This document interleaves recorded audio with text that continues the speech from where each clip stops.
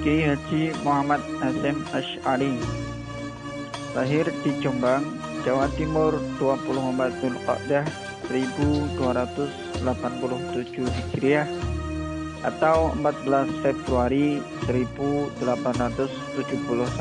Masehi.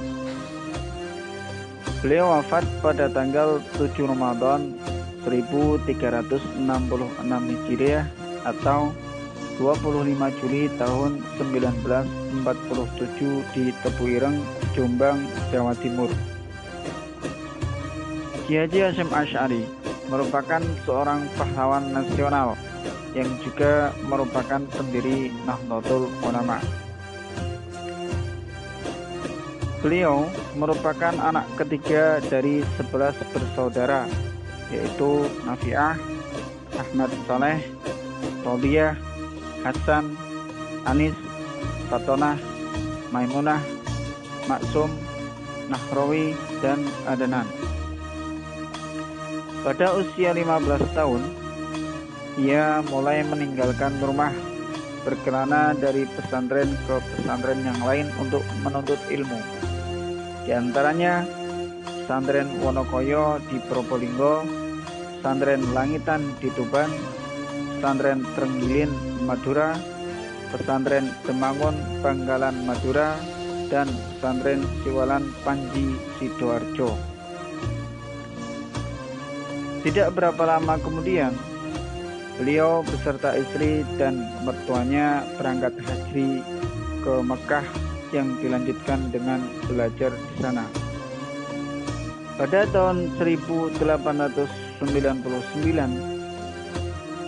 kembali ke Indonesia dan mengajar di pesantren ayahnya.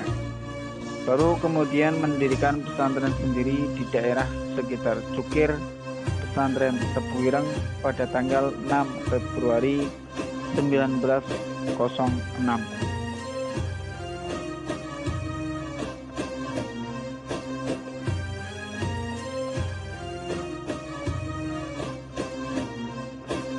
Karya-karya Kiai Haji Hasyim Asy'ari diantaranya Dabul Alim wal Muta'alim, Ziyadat Ta'liqat, Al-Tanbihat, Ar-Risalatul Jami'at, An-Nurul Mubin fi Mahabbah Sayyidil Mursalin, Asyiyah ala Fatur Rahman, Ad-Dur Al-Mumbasirah fi Masail At-Tis'i Asyrat, At-Tibyan fin Nahi Al-Muqatitah Al-Ikhwan, Risalah Tauhidiyah, dan Al-Qala'id fi Bayan ma yajib minal aqaid.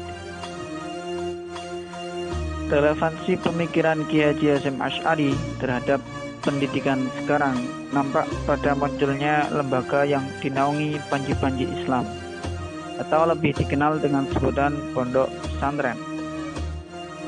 Pesantren sampai sekarang masih menjadi satu-satunya lembaga yang diharapkan. Konsep pendidikan oleh Kiai Haji Hasyim Asy'ari tidak hanya berupa teori-teori saja, namun juga mempraktikannya.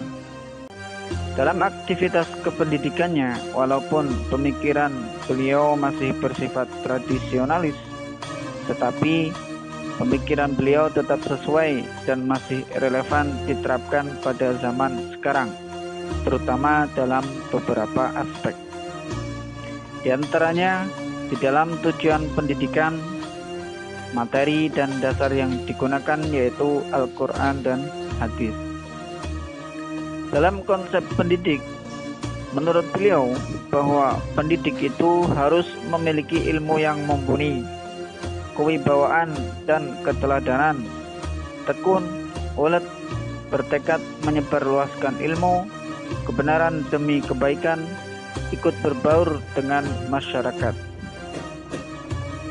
Dalam mengajar, seorang guru harus memiliki niat yang tulus dan ikhlas dalam menyampaikan ilmu kepada peserta didik. Ikhlas di sini adalah bahwa pendidik harus bekerja secara profesional, yaitu ahli sesuai dengan bidangnya. Guru harus tegas dan jelas dalam menyampaikan ilmu, tidak menjadikan bingung dan ragu peserta didiknya, sehingga dapat memahamkan ilmu bagi mereka. Konsep peserta didik menurut beliau memiliki tugas dan tanggung jawab terhadap guru dan dalam belajarnya.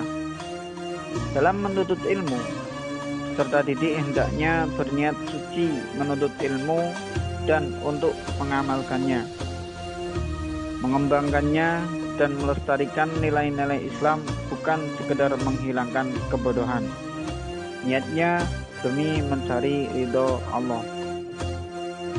Dalam organisasinya, beliau juga mendirikan lembaga pendidikan ma'arif atau yang lebih dikenal yaitu Lembaga Pendidikan Ma'arif. Lembaga tersebut fungsinya sebagai pelaksana kebijakan-kebijakan pendidikan dan keuangan yang ditingkatkan pengurus besar, pengurus wilayah, pengurus cabang, dan pengurus majelis wakil cabang. Lembaga Pendidikan Ma'arif NU dalam perjalanannya secara aktif mengembangkan pendidikan di Indonesia. Dengan institusional, Ma'arif juga mendirikan satuan-satuan pendidikan berupa sekolah dan madrasah, mulai tingkat dasar, tingkat menengah, hingga perguruan tinggi. Hingga saat ini tercatat tidak kurang dari 6.000 lembaga pendidikan yang tersebar di seluruh pelosok tanah air yang bernaung di bawahnya. Mulai dari TK atau RA, SD atau MI, SMP, MTS, SMA atau MA, seperti TK atau RA Muslimat NU, SMP atau MTS Ma'arif NU, SMA atau SMK atau MA Ma'arif NU, dan perguruan tinggi seperti Universitas Sunan Giri Malang.